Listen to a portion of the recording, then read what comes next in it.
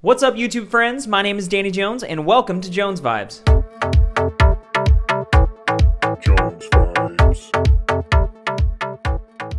First and foremost, thank you so much for clicking on this video, and if you enjoy it, please hit that like button, and then go ahead and click subscribe, as well as hit that notification bell. That'll keep you up to date when I make more content. And I know what everybody's thinking. Where's the beard? Everybody's doing No Shave November, and I said, you know what? I'm gonna shave. I don't like being told what to do. But this week, we are talking about the newest addition to the MCU, and it's called The Eternals. But before I break it down, I do want to pump the brakes. Unless you want to fly way too close to the sun, if you haven't seen this movie, stop right now. And if you have, like me, let's dance. Now, going into this movie, I was really surprised at the reaction that it was getting from the critics. Over time, I've really learned to clear that stuff out of my head before watching a movie, and I'm happy I did because I really formed my own opinion on this one. But yeah, I just don't really understand all the negativity surrounding this. I feel like I watched a different movie than everybody else. So leave me a comment. Let me know what you thought. I mean, honestly, I walked out and I basically just said, that was sick. And the twist was great. Like, the fact that Robb Stark and Jon Snow, they both get with Cersei, that just blew my mind. Or wait, that's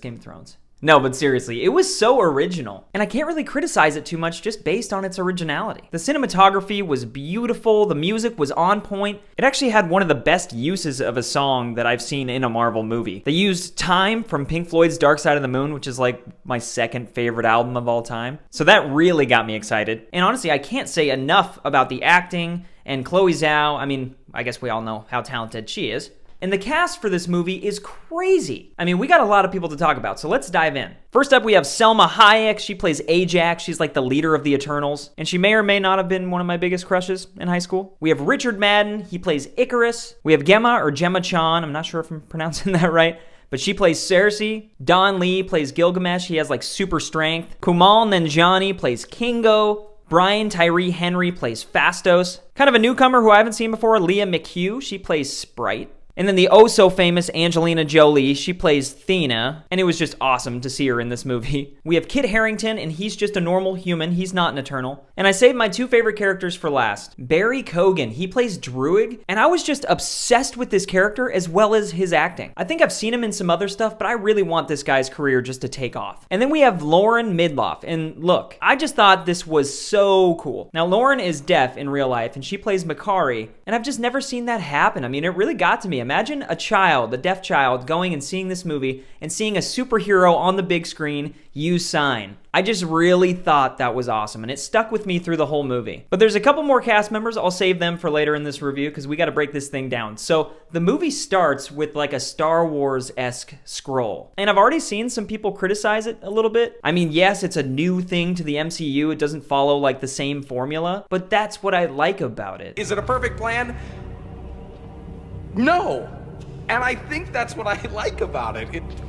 Jeez. And I kind of remember a similar thing happening with Solo when that came out, and it had the text, but it wasn't like the full-on scroll. And I liked that too, so maybe I'm just easy to please. For me, I needed this context. Like, I needed to read all that because there's a lot to catch up on here. But to summarize, there's this Celestial, and its name is Arsham the Judge. And he created the Eternals to combat the Deviants. And they were originally created to wipe out predators on planets. What the hell are you?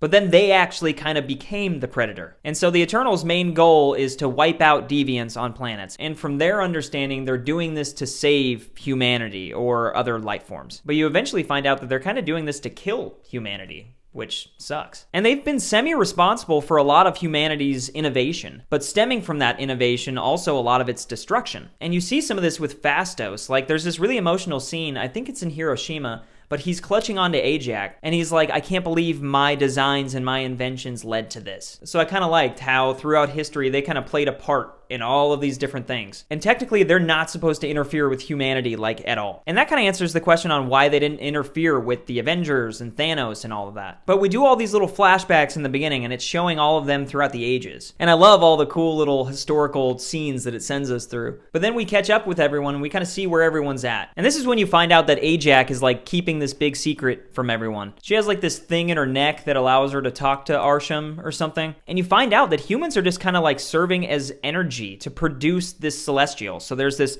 celestial growing inside our planet. And he's gonna wake up eventually, which is totally not tight. Like, that's a big boy in our planet, so that's not gonna be good.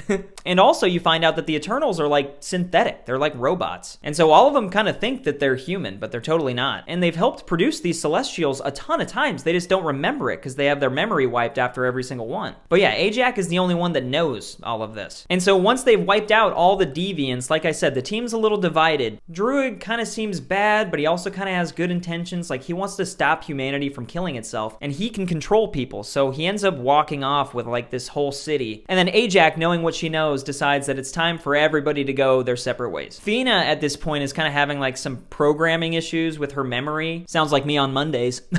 But yeah, it wasn't like completely cleared, so she just keeps trying to kill everybody, which is not fun. And so Gilgamesh decides to take her and look after her, and they actually have this really sweet little relationship. And we should talk about Angelina Jolie just for a second here. I really thought she was gonna be like a main character in this movie, and she's kind of just one of the sides, which is awesome. I thought she slayed it in this role, and I'm just happy it wasn't like too overpowering. But she's such a good actress. She's really mastered her craft.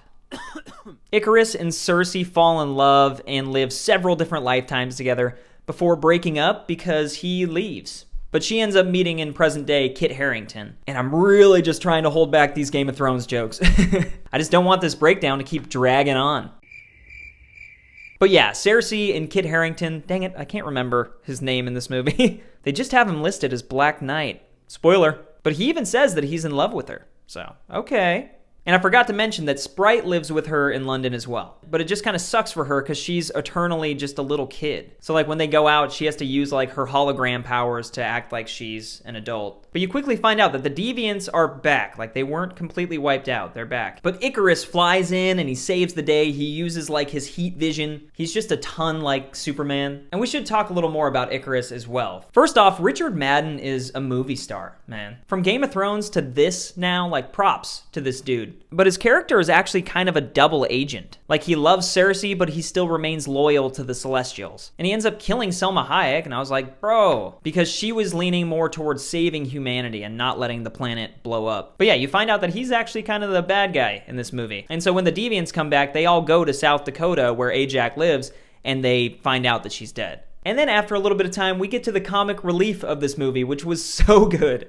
Kingo is just hilarious. Like, he's somehow woven his way into Bollywood and become a huge movie star. And he's done this for generations. So like, he's his own dad and his own grandfather and his own great-grandfather, and they've all been actors this whole time. And he has this freaking counterpart, Karun, and he's like the cameraman through the movie. And I gotta say, their little bits are some of the best humor in the MCU so far. And as far as Kumal goes, I was really looking forward to seeing him in this movie. I was very curious. I'm a huge fan of Portlandia, and he has some appearances on that show that just leave me in pieces. But yeah, I didn't really know what to think of him as a superhero, and he just kills it. Like, his hands are like these energy guns, and he can charge them up kind of like a plasma pistol in Halo. And during the movie, in my head, while he's battling things, it's like double kill, triple kill, overkill, kill-tacular, killing spree. Gosh, I'm a nerd. But they pick up with Thena and Gilgamesh ends up dying in the next scene. They're in Druig's village, which he's like controlled for years. But the deviants attack, and the main one gets Gilgamesh and like sucks up all his power. And so by doing this, he turns into Pennywise, the dancing clown. Just kidding. He turns into this character from the comics. I think it's Crow or something. But he's voiced by Bill Skarsgård, who I love. He plays Pennywise in Andy Muschietti's It Chapter 1 and 2. And a little plug, if you haven't seen those movies, go watch them. They're so good. But Bill Skarsgård is like super talented. So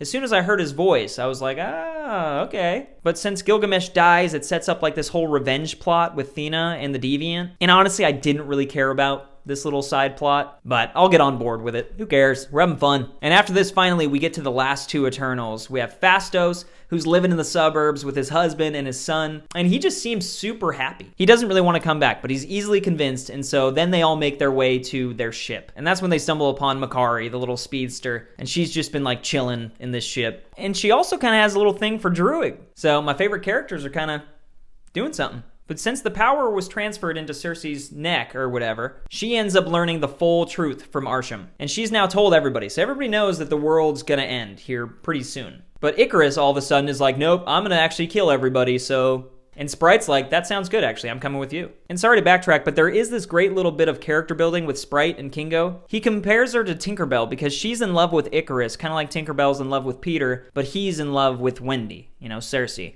And I just found that really beautiful. It was kind of unique. But yeah, pretty quickly things go sideways and the Celestial starts like ripping the planet open. And at this point I kind of had a thought. I was like, what are the Avengers doing right now? Like they're on the same Earth that like Bruce Banner and Spider-Man and Doctor Strange and Wanda are living on. But it's actually a good question. Do you think like the OG Avengers could stop this Celestial? I don't know. But yeah, we have this huge final set piece. Athena ends up killing Crow, which I didn't really care about, but they were both great. And the team is fighting Icarus, and this is when Phastos and Makkari really show off their true strength. Makkari's like flash running abilities are just insane, and Phastos is using like his inventions to like hold Icarus down. I really did think some of this stuff was dope. But then Druig realizes that he can't like control the Celestial's mind, like it's too much. And so Cersei demonstrates this power that she's learned where she can turn living things into like elements. And so she starts this, and then Icarus kind of has this like, I'm still in love with you type moment. But everybody joins together and their powers combined and they save the day. They stop the Celestial, which in the beginning I really didn't understand how they could do that. So it worked out. And then this next scene I really liked. It was really poetic because Icarus felt like he kind of betrayed himself as well as betrayed the team. There's the story of him flying too close to the sun, and in this movie he just flies like straight into the sun and dies. And so I'm sad to see his character go, but it was very poetic. But the one thing I didn't like about the ending was Kingo like wasn't involved at all. Like he leaves before the big final battle, and I kept expecting him to come back and have like this big moment, but he just never shows up. Like, you see him in the end of the movie, but that's about it. And the only other thing that really happens is Sprite is turned into a human. Like, Cersei has this power left over, and so she ends up turning Sprite into an actual human, which was sweet. But yeah, that's kind of the Eternals. Everybody goes their separate ways. Athena, Makkari, and Druig all get on the ship, and they're going to, like, tell other Eternals that they're living a lie, kind of. And then Cersei meets up with Kit Harington, and they're kind of just going to have a happy life. But just when you think that everything's going to be normal, Arsham is like, what up, Earth? You forgot about me? It's your boy Arsham. But he takes the Eternals away. Like, he's going to, like, look at their memories and judge whether he's going to destroy the Earth. So that's still a possibility, I guess. But that kind of ends the movie. And this being a Marvel movie, you almost kind of forgot. But we do have 2 post-credit scenes, and they were kind of wild. I felt like the first post-credit scene could only really go in one direction. You get the feeling that things are about to get pretty hairy. And this was just crazy. Like, all of a sudden, Harry Styles just shows up. Apparently, he's Thanos' brother or something. I think his character's named Star Fox. But he shows up on Druig and Athena and Makkari's ship, so I guess we'll see where that plot goes. That was like, whoa. I think I audibly laughed in the theater because I was just like, okay, whoa. But the next scene, this is the one that I'm really jacked about. It goes to Kit Harington, and he's opening up this box. And there's an inscription on the box that says, "Death is my reward." And he does say earlier in the movie that his family kind of has a little history. And so the box reveals like this big sword. And when he goes to touch it, it gets all weird and all these voices, they're like, oh no. And the sword kind of starts like moving and acting all weird. And then this voice speaks. And I think he says, "Are you sure you're ready for this, Mr. Whitman?" But it's this deep voice, and I feel like I knew exactly who it was, like, right away. And people online aren't getting this, so maybe I'm wrong, but I feel like I'm right. It sounded like Mahershala Ali, and he's playing Blade in the future movies. And so if that's the case, that just got me so excited. Like, I grew up with the Blade movies, Wesley Snipes, and I am just so stoked for that reboot and adding him into the MCU. So if that is the case, and Blade and Kit Harington, who apparently is going to be like the Black Knight, they're teaming up, it just sounds awesome. And so as for recent post-credit scenes, that one gave me goosebumps. That was good. But that's really it. And I'm really curious to hear what you thought about it. Because truthfully, I liked this movie a lot. I think it's a great addition to the MCU. It's so original and unique. But if you didn't like it or you did like it, please leave me a comment. Let me know what you thought. And if you haven't already, please go ahead and hit that like button as well as subscribe. If you're as much of a nerd as I am, I would really appreciate your support. I'll be talking about a lot more things here in the future. So thanks a lot for tuning in, and I will see you next time.